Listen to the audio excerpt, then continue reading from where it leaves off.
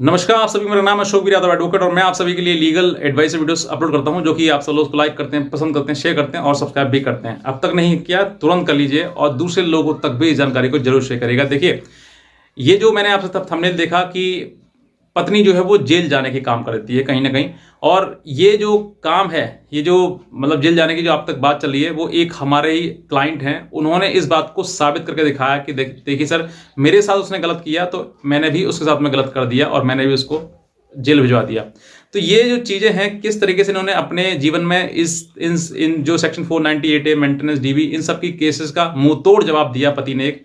मैं आज आपको उन्हीं की एक कहानी बताऊंगा जो कि हर पति को करनी चाहिए अगर उसकी पत्नी इस तरीके की मक्कार है या किसी धोखेबाज है, वो गलत करती है और उसके बाद भी वो गलती नहीं मानती है और उसके बाद और गलत पे गलत करती जाती है, तो ऐसी पत्नी को ये मुंह तोड़ जवाब जरूर देना चाहिए। अगर आप नए हैं तो तुरंत सब्सक्राइब करिएगा इस चैनल पर और दूसरे लोगों तक भी जानकारी को जरूर शेयर करिएगा।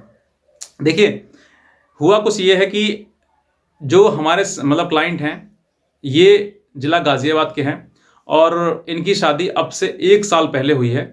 और शादी के उपरांत, हालांकि शादी जिस तरीके से होती है नॉर्मल अरेंज मैरिज हुई थी। अरेंज मैरिज होने के बाद इनके जैसे पति पत्नी जब साथ में रहते हैं तो एक दूसरे की चीज़ें बातें जो है वो पता रहती है, पति को भी पत्नी को भी। इनके साथ में रहते हुए 15 दिन बीत गए। 15 दिन बीतने के बाद जो है लड़की का कुछ उसके पास, उसको कुछ कहते हैं शंका जैसी हो जाती है कि व्हाट्सअप मैसेज करना तो वो छिपा कर करना, कॉल करना वो तो वो छिपा कर करना, किस तरह की चीज़ें, मतलब फ़ोन अपना अपने साथ पात प्राइवेसी में रखना, उसको प्रोटेक्ट करके रखना कि भाई मेरा फ़ोन कोई ले ना ले। तो ये सब चीज़ें जो है वो 15 दिन तक चली इनकी लगातार। और 15 दिन के बाद मतलब इसने पति ने जब लगा कि भाई इस तरह की चीज़ें हैं, तो उन्हें पूछा कि भाई तुम अपना फ़ोन क्यों किसी को मतलब ना देती हो दिखाने के लिए, और ना ही किसी से कोई मतलब बात भी तुम छुप छुप करती हो, ये चैट भी करते हो। मैंने, हालांकि मैं इसको नहीं कर रहा हूँ, लेकिन फिर भी मैं पूछना चाहता हूँ। ये पति का प्रश्न था अपनी पत्नी से।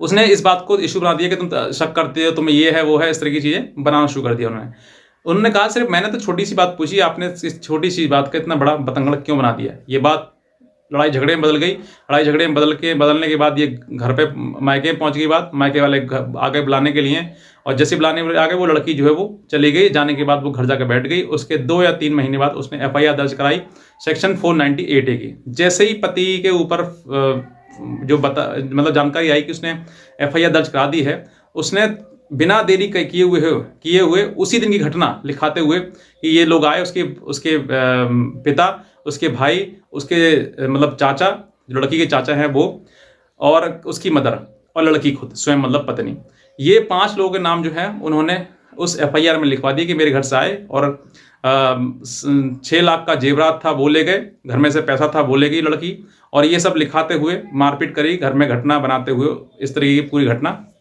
ये उसी दिन की जिस दिन की लड़की गई थी रिपोर्ट दर्ज करवा दी। अब ये दर्ज करवाई, जब इन्होंने कंप्लेंट दी थाने में, थाने वालों ने इधर उधर घुमाना शुरू कर दिया, उन्होंने वहाँ पर दर्ज नहीं करी। तो इसके बाद ये परेशान होकर गए SP के पास में, और वहाँ पर इन्होंने अपनी कंप्लेंट दी। कंप्लेंट देने के बाद सीधे जो संबंधित थाना है उसको ट्रांसफर कर दिया, और ट्रांसफर होकर फिर वही बात है कि मतलब टालामोली कर रहे, लेकिन कहीं ना इस FIR दर्ज करने से वो बच रहे। उन्होंने इस बात को बिना देरी करे हुए जो है वो सेक्शन 156 थी क्लॉज 3 CRPC के तहत कोर्ट में ये बात बोल दी कि कोर्ट में कि भाई इस तरीके से हमारे साथ घटना हुई है और हम हर जगह रिपोर्ट दर्ज करा रहे हैं, लेकिन अभी तक रिपोर्ट दर्ज नहीं हुई है। इस बात को कोर्ट ने संज्ञान लेते हुए उसमें FIR करने के आदेश कर दिए, और नीचे लोअर कोर्ट को आदेश के मानते हुए FIR दर्ज नीचे थाने में कर दी गई। जैसे ही FIR दर्ज हुई तो उसमें पत्नी का नाम, उसकी मम्मी का नाम, उसके पिता का नाम, उसके चाचा का नाम, उसके भाई का नाम, ये 5 लोगों के जब नाम थे, तो जो लड़की जिसने सेक्शन 498A का केस कराया था, उस लड़की के तोते उड़ गए कि भाई अब किस तरीके से बचा जाए। तो कोई बचने वाला था नहीं इसमें, जितने नाम थे कोई बचाने वाला था नहीं, जितने नाम थे वो सारे नाम दे दिए उसमें। और फिर जो है वो पॉलिटिकल प्रेशर और किस तरीके से मतलब जो कहते हैं उस तरीके से किया, और प्रेशराइज करके वो पुलिस ने जो है वो लड़की को, क्योंकि इसमें जो सबसे मेन एक्यूज थी वो लड़की और लड़की का पिता था, तो लड़की को और लड़की के पिता को जो है वो उसके द्वारा 15 डेज के लिए जेल भेज दिया गया। और उसके बाद जो है पत्नी के जो हवा है, जो सेक्शन जो 498A का है, वो भूल गई कि मुझे केस भी करना है, दर्ज कराना है। वो अपने आप को बचाने के लिए चक्कर पड़ गई कि मुझे अब निकलना कैसे है इससे। तो ये जो चीज़ें हैं, अब यहाँ पर ये जो बातें हैं मैं जो आज बता रहा हूँ, ये बात 1 साल की पहले की है। अब जो है इनका डाइवोर्स का मैटर चल रहा है। डाइवोर्स चाहिए, लड़के को डाइवोर्स चाहिए लड़की से, कि मुझे इसको पत्नी को ऐसी को नहीं रखना है, क्योंकि इसके अब जो बता रहे थे कि इसके जो है वो मतलब किसी दूसरे के साथ में पहले से ही वो लड़का इनका बॉयफ्रेंड था, शादी से पहले था, इनके संबंध भी थे उसके साथ में, लेकिन इन्होंने सोचा था कि किसी प्रकार चलो ठीक है कि ये चीज़ें खत्म हो जाएं और अब दूसरे घर आए हो तुम, दूसरा जीवन है आपका या फिर दूसरा रिश्ता नया बन रहा है तो उसको बढ़ाया जाए, उसको बिगाड़ा ना जाए। काफ़ी कोशिश करी इन्होंने, लेकिन वो टूट गया और वो जो है बन नहीं पा रहा, तो इन्होंने डाइवोर्स का केस सेक्शन 13A में केस डाल दिया। लेकिन लड़की जो है वो कहते हैं ना कि वो उसको रहना भी नहीं है, उसको परेशान भी करना, लेकिन तलाक नहीं देना है। तो इस मतलब केस में भी ऐसा हुआ कि लड़की वो तलाक देने को तैयार नहीं है।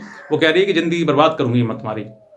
तो वो ज़िंदगी बर्बाद नहीं कर रही है, वो सिर्फ और सिर्फ अब टाइम खराब करेगी, क्योंकि उसका तो लाइफ रहा नहीं। उसको तो पता है कि मैंने तो गलत किया ही था, मैंने तो जीवन खराब किया ही किया, लेकिन साथ में तुम्हारा भी कर दूंगी। तो वो जो है वो ये इस चीज़ पे है। और अब जो सेक्शन 13A के केस चल रहा है, इसी के आधार पर जब लड़के के पास वो एविडेंस भी हैं, जो फोटोग्राफ वगैरह हैं लड़के के पास में, और वो अपनी फाइट कर रहे हैं। और आगे फर्दर जो भी उसमें जजमेंट आएगा मैं आपको जरूर इस बात से सूचित करूंगा। लेकिन इस बात से, इस कहानी से ये आपको शिक्षा मिलती है अपने जीवन में भी, कि अगर इस तरह की पत्नी है जिसके शारीरिक संबंध किसी दूसरे पराये मर्द के साथ में है या किसी दूसरे के साथ में, और ये सब कुछ गलत करते हुए भी उसको गलत नहीं लग रहा है, और वो आपके ऊपर इन सब चीज़ों से बचने के लिए कि मेरे ऊपर लांछन ना लगाए, मेरे ऊपर गलत ना लगाए, इन सब चीज़ों से बचने के लिए वो आपके ऊपर सेक्शन 498A मेंटेनेंस DB ये सब केसेस जो है वो फर्जी केसेस जो आपके ऊपर लगा रही है। इसका मतलब ये है कि आप दबना नहीं है, आपको लड़ना है, और इस चीज़ के लिए आवाज़ आपको उठाना है। क्योंकि कहीं ना कहीं ये सब चीज़ें उसको इसलिए कर रही है कि मेरे जो मैंने गलत किया है उस गलत को गलत ना कहा जाए। तो ऐसी औरत के लिए ज़रूरी है कि आप भी उसको मुंह तोड़ जवाब दें, ताकि वो भी जेल जा सके।